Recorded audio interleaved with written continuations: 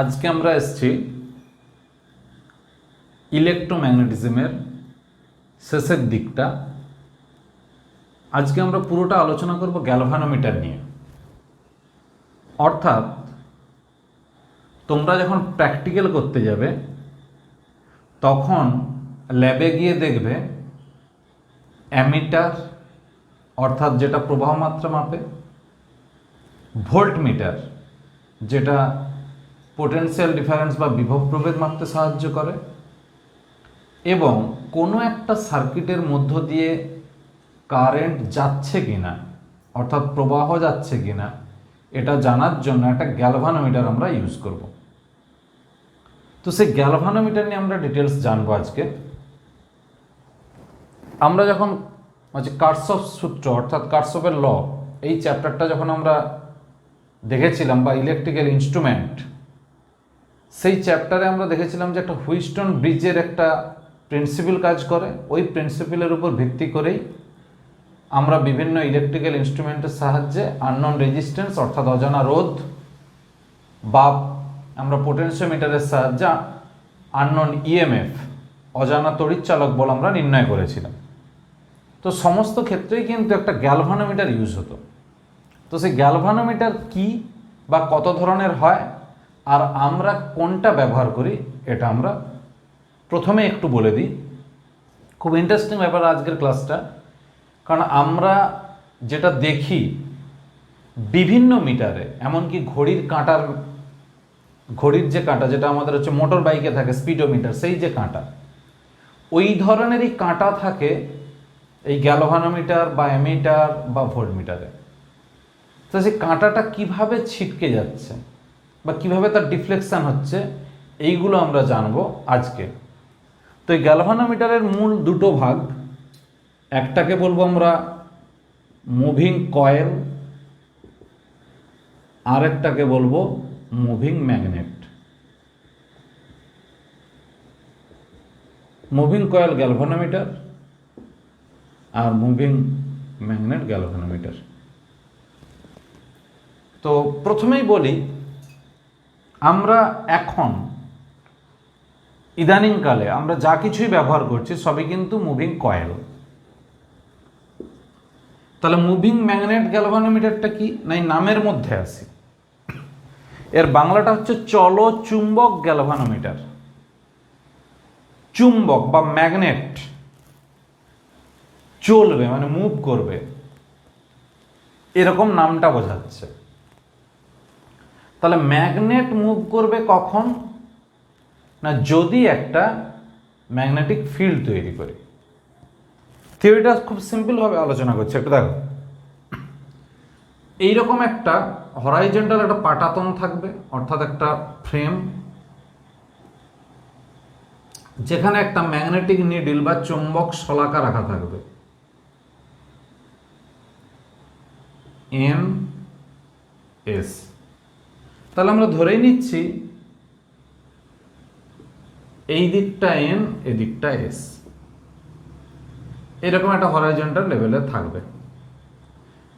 তাহলে এই magnet freely move করতে পারে অর্থাৎ এদিক ওদিক ঘুরতে পারে। এখন এই যে একটা সার্কুলার চাকতি বা ডিস্ক, ছোট্ট মতো ডিস্ক যেটাতে একটা ম্যাগনেটিক নিডল আটকানো আছে, এটাকে আমি রাখবো কোথায়? সার্কুলার কয়েলের মধ্যে। অর্থাৎ এখানে এরকম অনেকগুলো পাক থাকবে, N নাম্বার অফ টার্ন, এরকম একটা ফ্রেম করা থাকবে।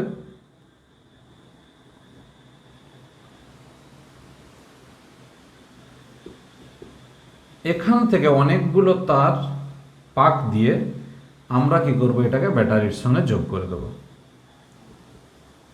অর্থাৎ আমরা এইভাবে একটা কারেন্ট পাঠাচ্ছি। তাহলে কারেন্টের ডিরেকশন হবে এখান থেকে। আমরা যদি এই সারফেস থেকে দেখি তাহলে আমরা দেখব যে ক্লকওয়াইজ। আমি শুধু মূল থিওরিটা আমি আলোচনা করছি। কি হয়, এরকম একটা সার্কুলার ভার্টিক্যাল প্লেন করা থাকে বা ফ্রেম তৈরি করা থাকে, মানে একটা উলম্ব তলে বৃত্তাকার ফ্রেম তৈরি করা থাকলো, যার উপর দিয়ে অনেকগুলো পাক আমি নিয়ে যেতে পারি। এটাকেই বলা হবে একটা কয়েল। সেই কয়েলের মধ্যে দিয়ে কারেন্ট পাঠানোর জন্য একটা ব্যাটারি যোগ করলাম, ব্যাটারির প্লাস মাইনাস অনুযায়ী এখন কারেন্টটা যাচ্ছে ক্লকওয়াইজ। তাহলে আমরা জানি যদি কারেন্ট এই দিকে যায় তাহলে তার সেন্টারে ম্যাগনেটিক ফিল্ড ভেতরের দিকে হবে বায়োসাভার্ট ল অনুযায়ী। এই দিকে কারেন্ট ঘুরছে, প্রবাহ যাচ্ছে, তাহলে ক্লক রুল বলি বা যাই নিয়মে ফেলি না কেন বা বায়োসাভার্টের ভেক্টর ফর্ম বলি না কেন, সেন্টারের উপর ম্যাগনেটিক ফিল্ড হবে ভেতরের দিকে। তাহলে এতক্ষণ পর্যন্ত এই ম্যাগনেটিক নিডল নর্থ সাউথ করেছিল, কিসের জন্য ছিল না, এটা ছিল এই প্লেসে, মানে যে প্লেসে আমি ইনস্ট্রুমেন্টটা রেখেছি সেই প্লেসে ম্যাগনেটিক ফিল্ডের হরাইজন্টাল কম্পোনেন্টের জন্য ওইভাবে রাখা ছিল। তাহলে আমি ধরছি প্রথমে ম্যাগনেটিক নিডলটা রাখা ছিল BH, horizontal component of magnetic field, অর্থাৎ পৃথিবীর যে চৌম্বক ক্ষেত্র, এটা আর্থ বলে লিখে দিই, ম্যাগনেটিক ফিল্ড, পৃথিবীর যে চৌম্বক ক্ষেত্র সেই চৌম্বক ক্ষেত্রের প্রভাবে, তার অনুভূমিক উপাংশের প্রভাবে এটা উত্তর দক্ষিণ বরাবর ছিল। এখন এই কয়েলের জন্য কেন্দ্রে বা সেন্টারে যে ম্যাগনেটিক ফিল্ড তৈরি হয়েছে সেটাকে বলছে বি। তাহলে বি ভেতরের দিকে কাজ করবে, এটার এক্সপ্রেশন হবে mu zero NI by two R, যেখানে আই কারেন্ট, এন হলো টার্ন নাম্বার, আর আর হলো এই কয়েলের রেডিয়াস। তাহলে এই mu zero NI by two R এর ডিরেকশন হচ্ছে এই বোর্ডের প্লেনের সঙ্গে ভেতরের দিকে লম্বভাবে। তাহলে আমরা যদি এখন দেখি ব্যাপারটা, এই দিকে ম্যাগনেটিক ফিল্ড ছিল আর্থের, এই দিকে এখন নতুন করে একটা ফিল্ড তৈরি হলো, এরা কিন্তু পরস্পর পারপেন্ডিকুলার, অর্থাৎ মিউচুয়ালি পারপেন্ডিকুলার, অর্থাৎ পরস্পর লম্ব। আমি যদি এটাকে একটু ছবির সাহায্যে আঁকি এইভাবে, তাহলে আমি বোঝাতে পারবো। এই দিকে ছিল বিএইচ, এখন এই দিকে তৈরি হয়েছে বি। তাহলে আগে এই বরাবর ছিল ম্যাগনেটিক নিডল, এখন কিন্তু এই দুটোর প্রভাবে এদের রেজাল্টেন্ট বরাবর চলে আসবে। তাহলে এটা হলো রেজাল্টেন্ট ম্যাগনেটিক ফিল্ড। এখন ম্যাগনেটিক নিডলের পজিশন এই রকম।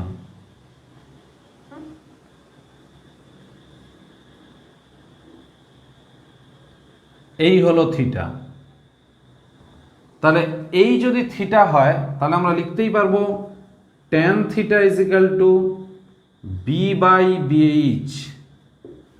এখান থেকে যদি আমি ভ্যালুগুলো বসিয়ে দিই তাহলে হবে tan theta is equal two, theta হলো যত অ্যাঙ্গেলের ডিফ্লেকশন হয়েছে ম্যাগনেটিক নিডলের, মানে চুম্বক ঘুরে গেল, এই জন্য আমরা নাম দিয়েছিলাম মুভিং ম্যাগনেট। আমরা অ্যাকচুয়ালি এটা আলোচনা করছি মুভিং ম্যাগনেট।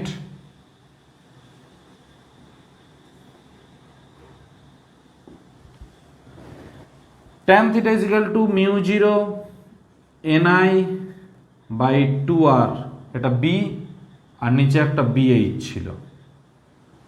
এখান থেকে আমি আই লিখতে পারবো two R BH by mu zero N into tan theta.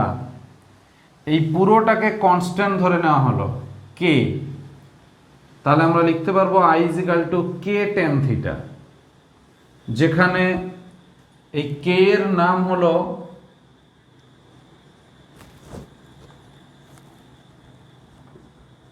এই কে এর নাম এখানে হলো রিডাকশন ফ্যাক্টর।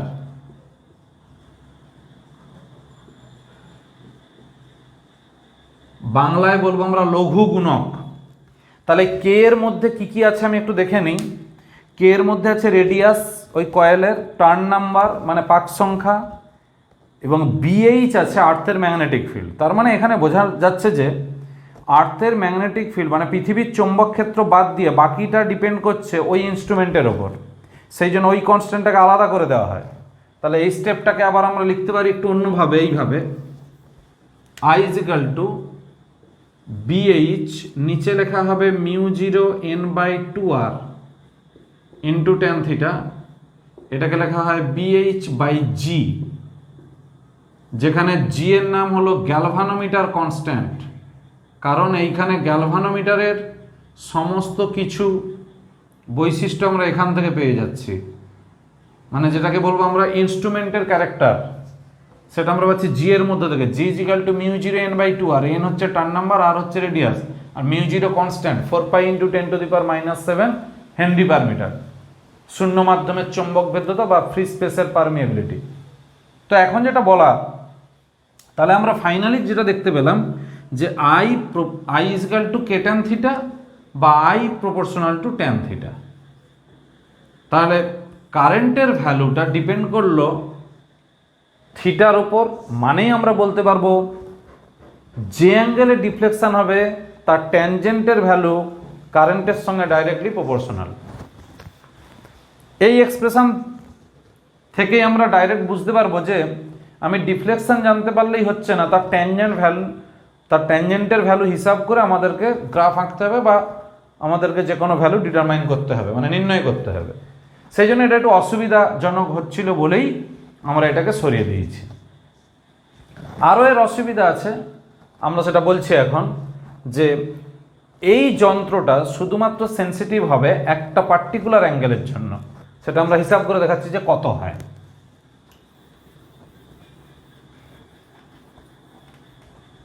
তাহলে sensitivity of moving magnet galvanometer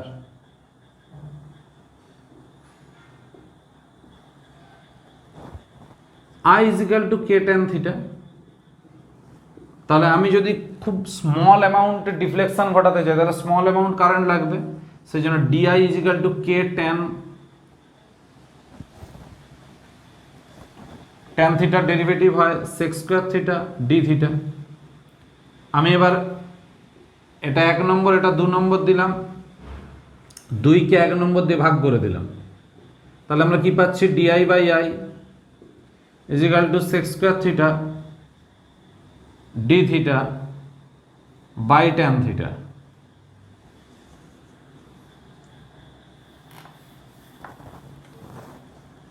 এটাকে আমি লিখতে পারি এইভাবে DI/I = d θ by sin θ cos θ। আবার লিখতে পারবো DI/I = 2d θ by 2 sin θ cos θ। এখান থেকে আমরা লিখতে পারি d θ = half DI/I into sin 2 θ। তাহলে d θ will be maximum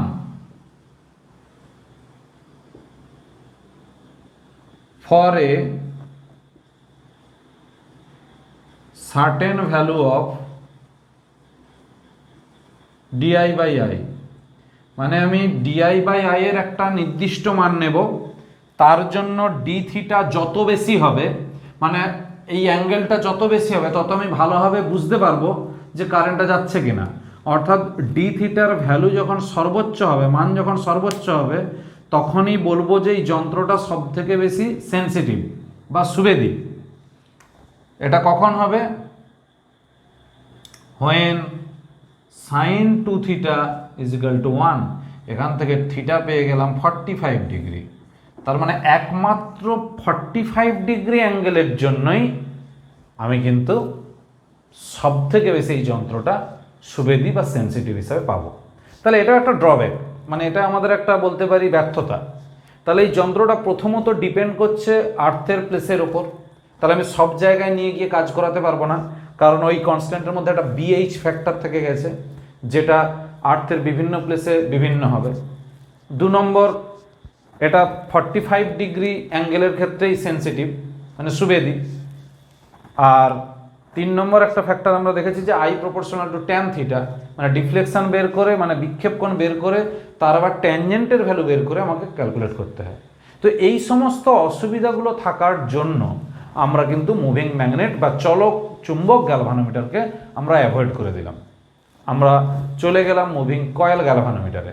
তো তার আগে বলবো এই ধরনের যে গ্যালভানোমিটার তার নাম কি ছিল, না তার নাম ছিল ট্যানজেন্ট গ্যালভানোমিটার, অর্থাৎ এই ট্যান থিটার নাম থেকে এসেছিল ট্যানজেন্ট। ট্যানজেন্ট গ্যালভানোমিটার একটু বড় দেখতে হতো, সেগুলো আগেকার দিনে ল্যাবে কিন্তু ইউজ হতো, যদিও যন্ত্রটা পারফেক্ট মেজারমেন্ট দিত না। আমরা এই অসুবিধাকে দূর করার জন্যই এলাম মুভিং কয়েল গ্যালভানোমিটার। তাহলে আমাকে এখানে কি দেখতে হচ্ছে না, মুভিং ম্যাগনেটের এই থিওরিটা যেটা বললাম, I proportional to K tan theta, K কি বা জি কি, এইগুলো আমাকে মনে রাখতে হচ্ছে। আর দ্বিতীয়ত আমরা যেটা মনে রাখবো যে এটা শুধুমাত্র 45 ডিগ্রি অ্যাঙ্গেলের জন্যই সেন্সিটিভ, বাকিগুলোর জন্য কিন্তু নয়। এবার আমরা আসছি মুভিং কয়েল গ্যালভানোমিটার। তো নামের মধ্যেই আছে কয়েল মুভ করবে, অর্থাৎ একটা কুণ্ডলী মুভ করবে বা ঘুরবে বা চলবে। তাহলে একটা কুণ্ডলীকে ঘোরানোর জন্য কি লাগে, না কুণ্ডলীকে ঘোরানোর জন্য লাগে টর্ক। আমরা দেখেছিলাম আগের ক্লাসে। আমি এরকম একটা রেক্টেঙ্গুলার শেপের একটা কয়েল ইমাজিন করছি বা কল্পনা করছি, যার মধ্য দিয়ে এন টার্ন আছে, এরকম এন টার্ন, এর মধ্য দিয়ে কারেন্ট যাচ্ছে আই কারেন্ট, এটা একটা এর সেন্টার দিয়ে যাওয়া একটা অ্যাক্সিসের রেসপেক্টে ঘুরতে পারে। তাহলে এ যদি ঘোরে এর জন্য একটা জায়গা রাখতে হয়, সেইটা বাদ দিয়ে আমরা ম্যাগনেটিক ফিল্ড তৈরি করলাম।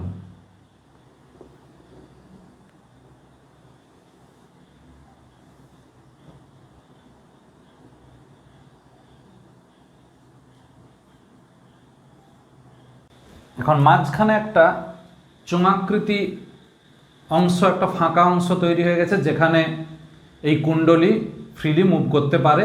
সেই জন্য আমরা নাম দিয়েছি মুভিং কয়েল গ্যালভানোমিটার বা মুভিং কয়েল, অর্থাৎ বাংলাটা হচ্ছে চলো কুণ্ডলী গ্যালভানোমিটার। তো এখন কোশ্চেনটা হলো যে এই যে এন এবং এই এস ম্যাগনেটিক ফিল্ড এই দিকে কাজ করছে, তাহলে চৌম্বক ক্ষেত্র এর অ্যাক্সিসের সঙ্গে পারপেন্ডিকুলার, মানে লম্ব। সেই জন্য এখানে আমাদের যেটা হয় যে এই কুণ্ডলীর ঘূর্ণনের জন্য প্রয়োজনীয় টর্ক টাও is equal to B I N A sine 90, মানে 1। আমি এটা আগের দিনও বলেছি আগের ক্লাসে যে টর্ক মানে হলো বি না, আমরা মনে রাখবো, যেখানে বি হচ্ছে ম্যাগনেটিক ফিল্ড, আই হলো এর মধ্যে দিয়ে কারেন্ট, এন হলো টার্ন নাম্বার, আর এ হলো এরিয়া, এই কয়েলের এরিয়া। এই টর্ক আমি ক্রিয়েট করতে পারি ম্যাগনেটিক ফিল্ড দিয়ে। এবার আমাকে জানতে হবে যে এই কুণ্ডলীর নেচারের উপর, মানে একটা এর বৈশিষ্ট্যের উপর এর একটা সি থাকবে। সি হলো restoring torque per unit deflection, অর্থাৎ প্রতি একক বিক্ষেপ কোণে প্রত্যানয়ক টর্ক। অর্থাৎ আমরা 1 রেডিয়ান অ্যাঙ্গেলের জন্য এই কয়েলটাকে ঘোরানোর জন্য যতটা টর্ক লাগবে তাকে বলবো সি। তাহলে ফর থিটা অ্যাঙ্গেল, মানে থিটা রেডিয়ানের জন্য tau is equal to C theta, BNA is equal to C theta. এখান থেকে পাবো I is equal to C by BNA into theta. তাহলে I is equal to constant into theta. তাহলে আমরা একটু আগে যখন মুভিং ম্যাগনেট পড়েছিলাম সেখানে দেখেছিলাম I is equal to constant tan theta. এখানে আমরা দেখলাম যে ডাইরেক্টলি প্রপোর্শনাল, কার সঙ্গে? অ্যাঙ্গেলের সঙ্গে, অর্থাৎ ডিফ্লেকশনের সঙ্গে। এবং এখানে কনস্ট্যান্টে পুরোপুরি ইনস্ট্রুমেন্টের প্রপার্টি, যেমন সি এই কয়েলের restoring torque, B magnetic field যেটা আমরা অ্যাপ্লাই করব, এন টার্ন নাম্বার, এ হচ্ছে এরিয়া, এর মধ্যেই রয়ে গেল। তাহলে এটাকেই বলছি আমরা কারেন্টের ফর্মুলা, বা এই ইকুয়েশন থেকেই আমরা অঙ্কটঙ্কগুলো পাবো, এবং এটাই এর ওয়ার্কিং প্রিন্সিপাল। এবার রিয়েল লাইফে কি হয়, এই যে এটা ঘুরবে এর সঙ্গে একটা কাঁটা লাগানো থাকবে, মানে যেটাকে আমরা ইন্ডিকেটর বলি। উপর থেকে দেখলে এই ছবিটাই দেখতে লাগবে এই রকম।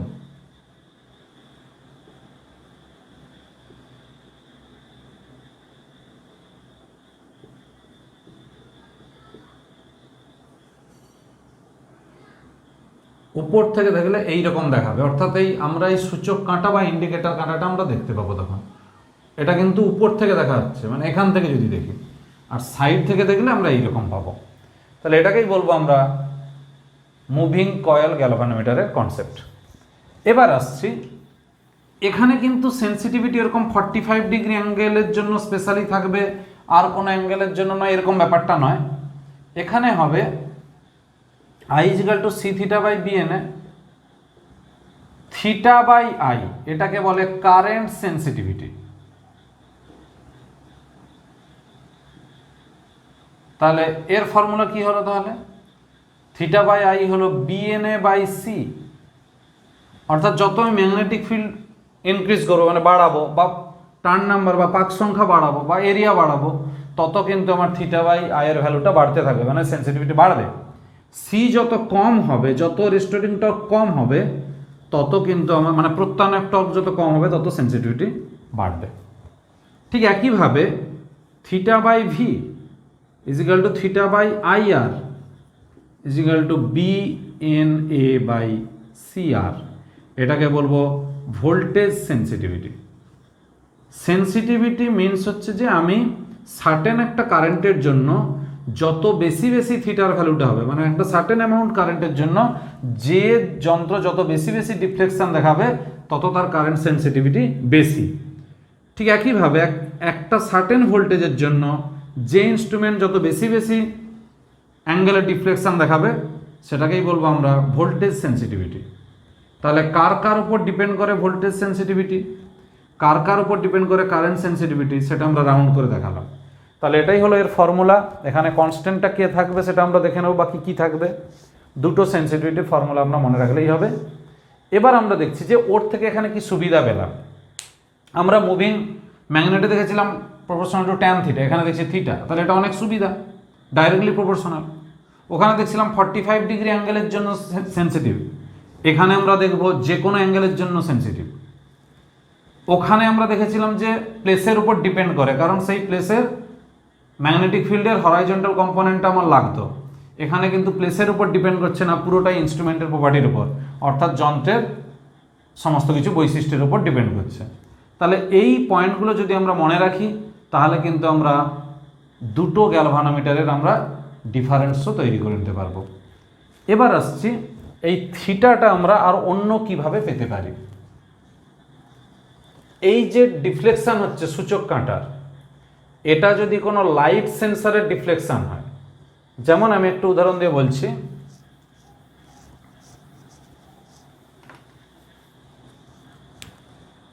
এই রকম জায়গাতে একটা লাইট সোর্স আছে, আর এখানে একটা মিরর রাখা আছে।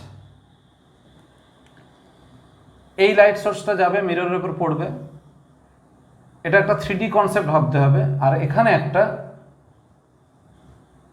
স্কেল রাখা আছে। তো এই লাইট সোর্স থেকে যখন মিররের উপর যখন লাইট এসে পড়বে, তখন এটা রিফ্লেক্ট হয়ে এখানে পড়বে। আমরা যদি একদম 3D কনসেপ্টে দেখি, তাহলে আমরা দেখব যে একদম স্ট্রেটভাবে যদি লাইটটা এসে পড়ে, আবার ওই পথেই ঘুরে যায়। তাহলে আমরা যদি লাইটটাকে একদম সোজাসুজিভাবে ফেলি, তাহলে আবার ওই পথে ফিরে যাচ্ছে, কারণ এটা আমাদের লাইটের রিফ্লেকশনের যে থিওরি ছিল, যে যদি ইনসিডেন্ট অ্যাঙ্গেল 0 হয়, তাহলে অ্যাঙ্গেল অফ রিফ্লেকশন বা রিফ্লেক্টিং অ্যাঙ্গেল এটাও হবে 0। এটা হচ্ছে আমাদের মিরর। তাহলে এই রকম জায়গাতে একটা স্কেল লাগানো আছে ধরলাম। এখন আমি মিররকে থিটা অ্যাঙ্গেলে ঘোরাবো, মানে মিররটা এখানে লাগানো আছে ধরে নাও।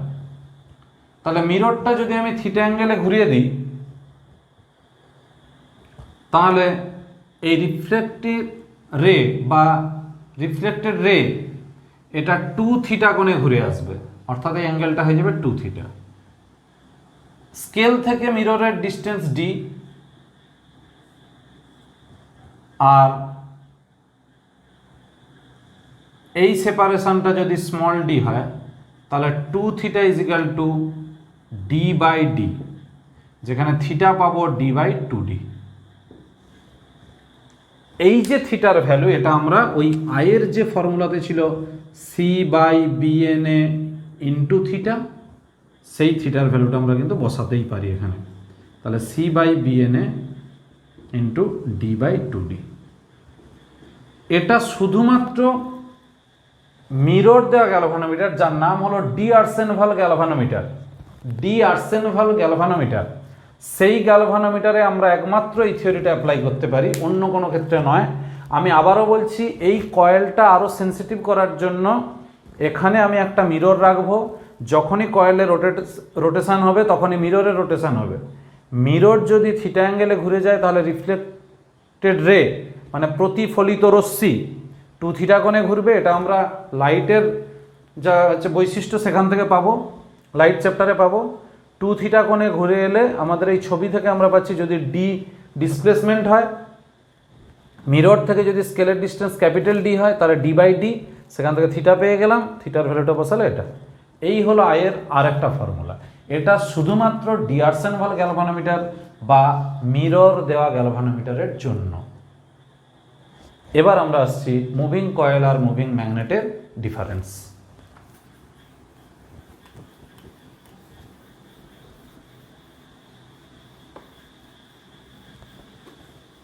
তাহলে একটা কথা মনে রাখতে হবে যে আমরা যা কিছু ইউজ করছি সেগুলো সবই কিন্তু moving coil.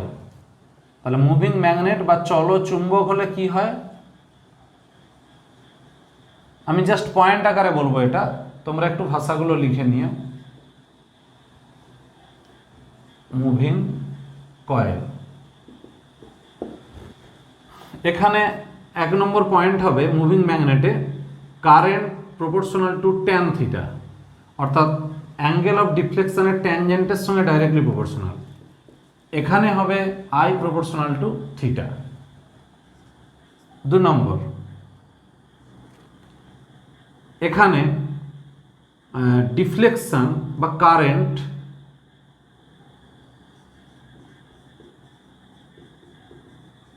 or current depends on the earth magnetic field। এখানে 2 নম্বরে ডিফ্লেকশন আর কারেন্টটা ডাজ নট ডিপেন্ড, তাহলে deflection or current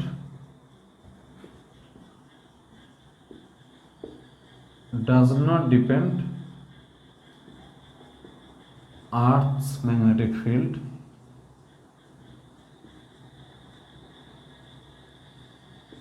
only instrumental character।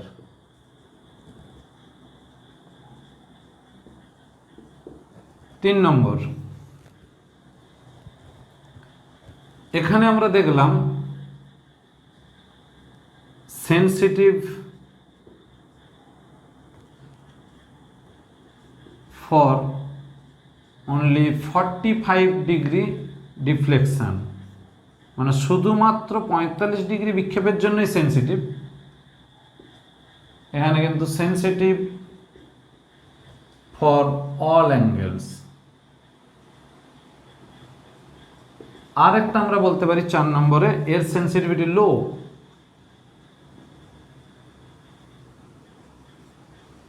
ওর কিন্তু হাই, সেন্সিটিভিটিটা হাই।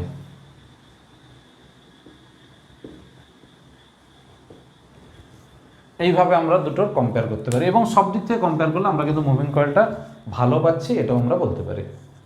এবার আমরা আসছি, এই গ্যালভানোমিটারই আসলে হলো অ্যামিটার এবং ভোল্টমিটার। তার মানে গ্যালভানোমিটারের দুটো ফর্ম, সেটা হলো একটা অ্যামিটার, একটা গ্যালভানোমিটার। তাহলে গ্যালভানোমিটার থেকে অ্যামিটার কিভাবে হয়, মানে গ্যালভানোমিটারটাই যে আসলে অ্যামিটার সেটা আমরা বুঝবো কি করে, আর গ্যালভানোমিটার থেকে যে আসলে ভোল্টমিটার হয় বা ওটাই যে আসলে ভোল্টমিটার এটা বুঝবো কি করে। 1 নম্বর একটা ছবি আঁকলে এটা সবার কাছে ক্লিয়ার হয়ে যাবে। এই ছবিটা শুধু মাথার মধ্যে রেখে দাও। গ্যালভানোমিটারের সঙ্গে যদি আমি একটা স্মল অ্যামাউন্ট রেজিস্ট্যান্স মানে শান্ট যোগ করে দিই, কোথায়, প্যারালালে, তাহলে আমরা মনে রাখবো প্যারালাল শান্ট মানে স্মল রেজিস্ট্যান্স, তাহলে এই পুরো সিস্টেমটা হয়ে যাবে অ্যামিটার। পুরো সিস্টেমটা হবে অ্যামিটার। তাহলে এটাকে বলবো আমরা অ্যামিটারের মধ্য দিয়ে কারেন্ট বা অ্যামিটারের রেঞ্জ। তাহলে I ইজিক্যাল টু হচ্ছে range of ammeter.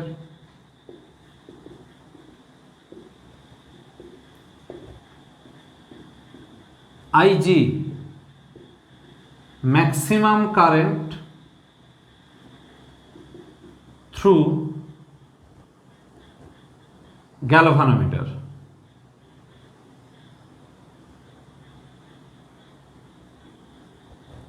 R IS হলো কারেন্ট থ্রু শান্ট। এই তো আমরা থিওরি থেকে পরিষ্কার বুঝতে পারছি যে IG into G is equal to IS into S. তাহলে এখান থেকে আমরা এস কত পাবো, IG into G by IS। IS মানেই হলো I মাইনাস IG, অর্থাৎ মেন কারেন্টের একটা পার্ট IG গ্যালভানোমিটার মধ্য দিয়ে, তাহলে রিমেনিং পার্ট বা বাকি অংশটাই যাবে IS। এই হলো। Now I by IG is equal to N, এটা হচ্ছে পাওয়ার অফ শান্ট মানে শান্টের ক্ষমতা বলে এটাকে N। তাহলে S ইজিক্যাল টু হবে G বাই N মাইনাস 1। এটা আমরা মনে রাখবো অঙ্কের জন্য, এটা আমরা মনে রাখবো অঙ্কের জন্য। তাহলে যদি আমি একটা গ্যালভানোমিটারের সঙ্গে প্যারালালে একটা স্মল অ্যামাউন্ট রেজিস্ট্যান্স যেটাকে বলি শান্ট যদি আমরা যোগ করে দিই, এই পুরো সিস্টেমটা পুরো কম্বিনেশনটা হয়ে যাবে একটা অ্যামিটার। আর ম্যাথমেটিক্যাল ব্যাপারটা এখানে থাকলো, এই ফর্মুলা অঙ্কের ক্ষেত্রে কাজে লাগবে, এইটুকু জানলেই হবে। এবার এখানে আসছে ঠিক এর উল্টোটা, যদি আমরা গ্যালভানোমিটারের সঙ্গে একটা হাই অ্যামাউন্টের রেজিস্ট্যান্স যোগ করি সিরিজে, তাহলে পুরো সিস্টেমটা হয়ে যাবে ভোল্টমিটার। তাহলে এখানে আমরা মনে রাখবো সিরিজ হাই রেজিস্ট্যান্স, যেটাকে আমরা R দিয়ে ডিনোট করছি এখন। I ইজিক্যাল টু IG, কারণ সিরিজে থাকলে সব কারেন্ট একই হয়ে যায় IR। তাহলে V is equal to IG plus V is equal to total potential difference হচ্ছে VG প্লাস VR। তাহলে VG মানে হলো IG ইন্টু জি, I আর IG same, plus IG into R, এটা V। তাহলে এখান থেকে R পেয়ে গেলাম V বাই IG মাইনাস জি। এই হলো ফর্মুলা একটা।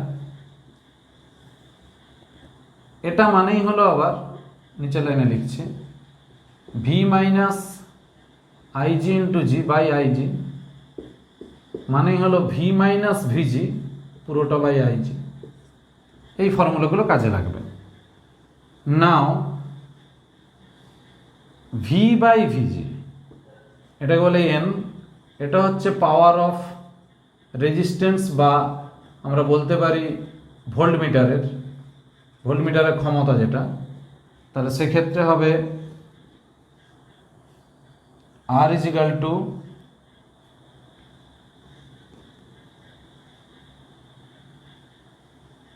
ভি বাই ভিজি, তাহলে G into N minus one, এটা আমরা কিন্তু এখান থেকে পেয়ে যাব।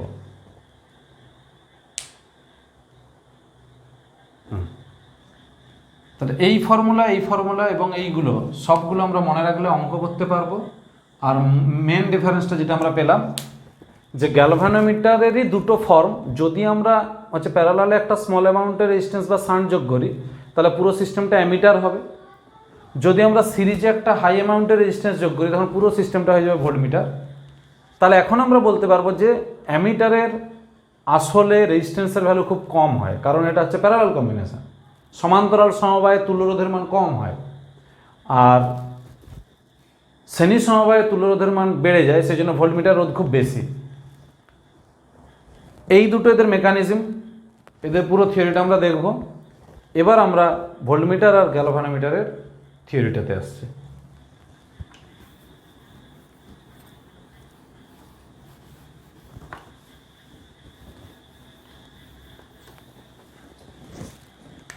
ভোল্টমিটার আর গ্যালভানোমিটার না, সরি অ্যামিটার, এদের মধ্যে আবার ডিফারেন্স। এক নম্বরে এটাই বলবো যে voltmeter is a combination of galvanometer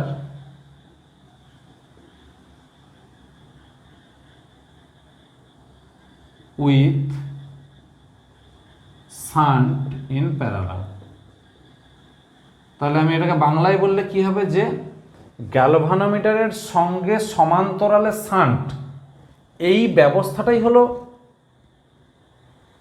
আচ্ছা আমি উল্টো বলে দিয়েছি, combination of galvanometer with resistance, with high resistance, sorry in series. হ্যাঁ, তাহলে ভোল্টমিটারটা কি হলো না, যদি আমরা গ্যালভানোমিটারের সঙ্গে একটা হাই রেজিস্ট্যান্স মানে উচ্চমানের রোধ শ্রেণী সমবায়ে যোগ করি তাহলে পুরো ব্যবস্থাটা হবে ভোল্টমিটার। এদিকে আমরা লিখব অ্যামিটার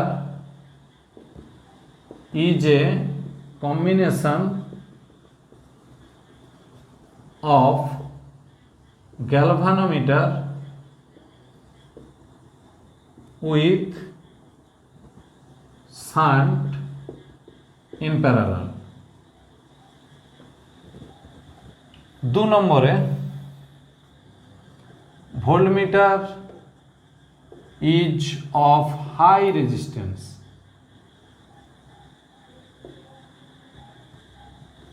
আইডিয়াল হলে কত হবে, ইনফাইনাইট। এখানে ammeter is of low resistance, ideal হলে 0। 3 number, it is connected parallel with the external resistance, অর্থাৎ আমরা যদি বহির্বর্তনীতে কোনো রোধ যোগ করি, সেই রোধের দুপাশে বিভব প্রভেদ মাপতে চাই, তাহলে আমরা প্যারালালে ভোল্টমিটার কানেক্ট করব। আর এখানে আমরা বলবো ammeter is connected in series with the circuit বা external resistance, যা খুশি। 4 নম্বর, measures potential difference, আর এটাকে বলবো measures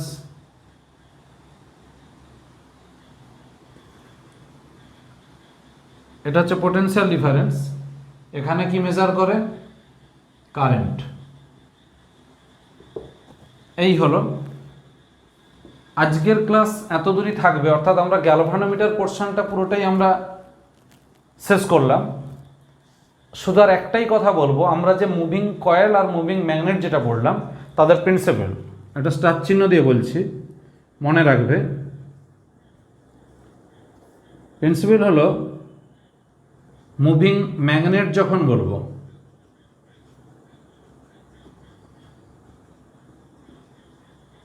এখানে প্রিন্সিপালটা হবে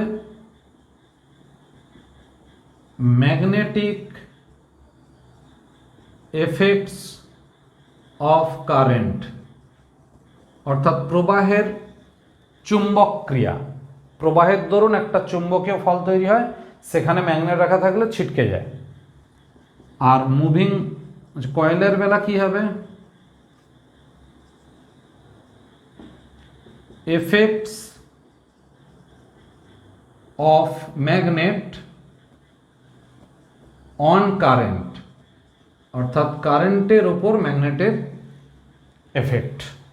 তাহলে এখানে কারেন্টের এফেক্ট ম্যাগনেটের উপর, আর এখানে ম্যাগনেটের এফেক্ট কারেন্টের উপর।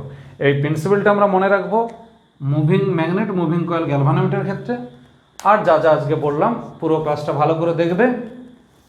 যদি কোনো কিছু সমস্যা হয় আমাকে অবশ্যই কমেন্ট করবে, আর ভালো লাগলে বন্ধুদেরকে শেয়ার করে দিও। অবশ্যই লাইক এবং কমেন্ট করবে। আর যদি ফিউচারে একটানা এই সিলেবাসের সমস্ত ক্লাস পেতে চাও বা সমস্ত চ্যাপ্টার পেতে চাও, তাহলে অবশ্যই বেল আইকন প্রেস করে রাখবে, কারণ এইভাবে আপলোড হতে থাকবে ভিডিওগুলো। ভালো থেকো, পড়াগুলো এগিয়ে রেখো। যা যা বললাম এগুলো কিন্তু রেডি করে নাও।